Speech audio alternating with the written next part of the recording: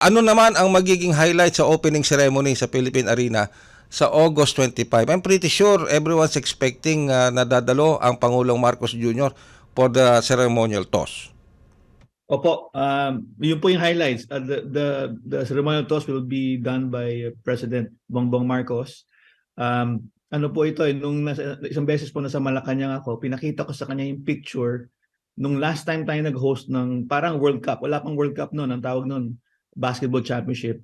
In 1978 in Araneta Center. Araneta Coliseum pa yung tawag noon.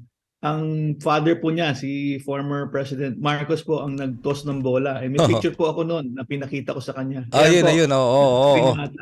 Opo, yan po. So gusto namin pong i-replicate po yan. So yan po yung highlight ng aming event is the ceremonial toss with our dear President. Maraming salamat po kay BBM for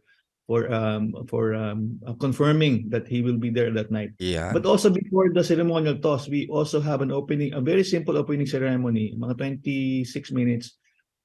I-showcase po namin ang Ben and Ben, ang Don, tsaka si Sarah Geronimo. Bah! Just before. Kumpleto na. Kumpleto na. May Kumpleto concert po. pa. Pupunta yan. Nako, baka ma-break nyo po yan. Baka nga umabot pa kayo ng mahigit 50. Meron pong ano 50,000. po it's only this time na isang ticket, dalawang game. So meron pong first game, Angola-Italy, alas 4 ng hapon. Yung pong opening ng mga 6 o'clock, 6:15. And then the ceremonial toss of BBM at about just before 8.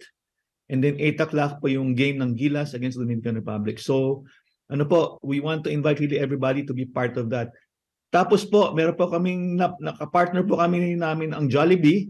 On that day, if you have a ticket on that day, you will get a free Jollibee burger.